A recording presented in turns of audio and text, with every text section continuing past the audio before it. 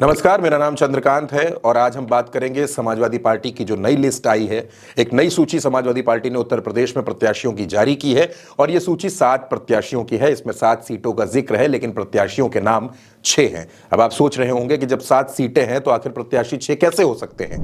बिल्कुल ऐसा है, क्योंकि समाजवादी पार्टी ने जो लिस्ट जारी की है उसमें जो पहला नाम है वो बिजनौर का है और बिजनौर की सीट वही सीट है।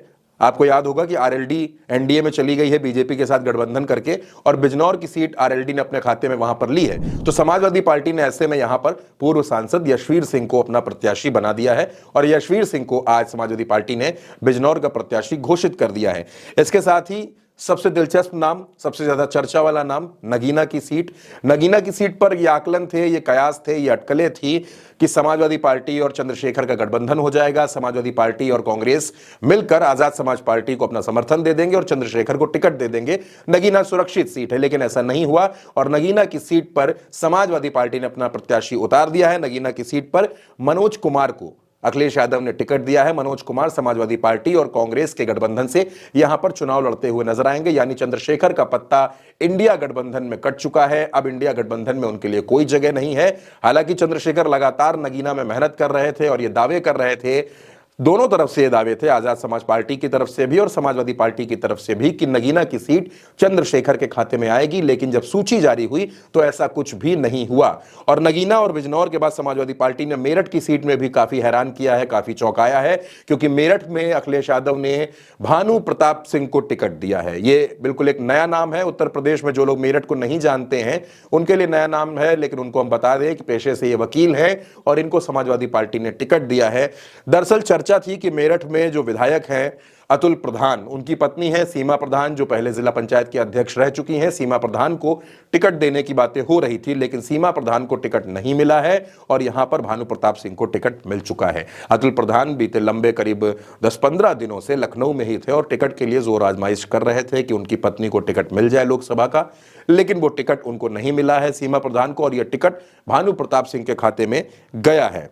एक और सीट अलीगढ़ की सीट, जहां पर समाजवादी पार्टी ने पूर्व सांसद विजेंद्र सिंह को टिकट दिया है। विजेंद्र सिंह 2009 में कांग्रेस के टिकट पर सांसद बने थे और इस बार वो समाजवादी पार्टी के टिकट पर अलीगढ़ में चुनाव लड़ते हुए नजर आएंगे। और अलीगढ़ के बाद अगर हम बाकी सीटों की भी बात करें, जो बाकी सीटों का ऐलान हुआ, उसमें एक बेहद महत्वपूर्ण सीट है मिर्जापुर की। लेकिन मिर्जापुर में तो समाजवादी पार्टी ने प्रत्याशी घोषित नहीं किया, लेकिन पास की जो सीट है भदोही, वो सीट उन्होंने टीएमसी को दे दी है, यानी तृणमूल कांग्रेस को दे दी है। जबकि चर्चा इस बात की थी कि जो मिर्जापुर की सीट है वो सीट मिलेगी टीएमसी को और वहां पर पूर्व विधायक ललितेश पति त्रिपाठी चुनाव लड़ेंगे, क्योंकि ललितेश पति त्रिपाठी कांग्रेस छोड़कर टीएमसी के पाले में चले गए थे 2022 के विधानसभा चुनाव के दौरान।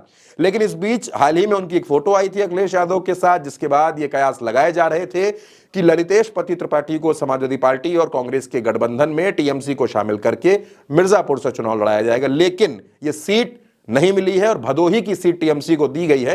हालांकि सूत्रों के हवाले से खबर यह भी है कि भदोही की सीट से ललितेश पति त्रिपाठी ही चुनाव लड़ते हुए नजर आएंगे। इसके बाद एक और सीट है लालगंज की। लालगंज में जो टिकट दिया है समाजवादी पार्टी ने वो दिया है दरोगा सरोज को। दरोगा सरोज 2 बार सांसद रहे हैं, 1998, 2004, दोनों में समाजवादी पार्टी से सांसद रहे हैं। इस बार भी समाजवादी पार्टी ने उन पर भरोसा किया है और दरोगा सरोज यहां पर चुनाव लड़ते हुए नजर आएंगे। अब लालगंज की सीट बेहद महत्वपूर्ण हो जाती है, क्योंकि 2019 का जो पिछला चुनाव था, सपा बसपा गठबंधन में संगीता आजाद वहां पर चुनाव जीती थी। लेकिन क्योंकि अब इस बार सपा बसपा का गठबंधन है नहीं और संगीता आजाद भी बीएसपी छोड़ने की फिराक में है, बीजेपी नेताओं के साथ भी अक्सर उनकी तस्वीरें आती रहती हैं। ऐसे में अखिलेश यादव ने अपने पुराने नेता, जो उनके पुराने नेता हैं दरोगा साहब, दरोगा सरोज जी, इन पर फिर से भरोसा किया है और इनको टिकट दे दिया है। ये वहां पर चुनाव लड़ेंगे। और एक और सीट जिसकी बात आखिर में कर लेते हैं वो है हाथरस की। हाथरस की सीट पर समाजवादी पार्टी ने जसवीर बाल्मीकि को टिकट दिया है।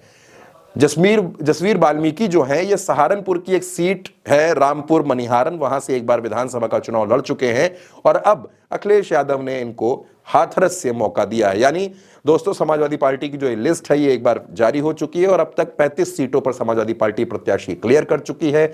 17 प्रत्याशी, जो 17 सीटें हैं वो कांग्रेस को गठबंधन के तहत दी गई हैं, 1 सीट टीएमसी को दे दी गई है। मोटे तौर पर अगर आप देखिए तो अब 26 से 27 सीटें ऐसी बचती हैं जहां पर प्रत्याशियों के नामों का ऐलान होता है। ये जो नई सूची आई है ये मेरठ, नगीना, इन दोनों सीटों के लिहाज से और मैं ये कहूंगा कि मिर्जापुर भदोही के लिहाज से लोगों को चौंकाती है, क्योंकि यहां पर अखिलेश यादव ने चौंकाने वाले फैसले लिए हैं।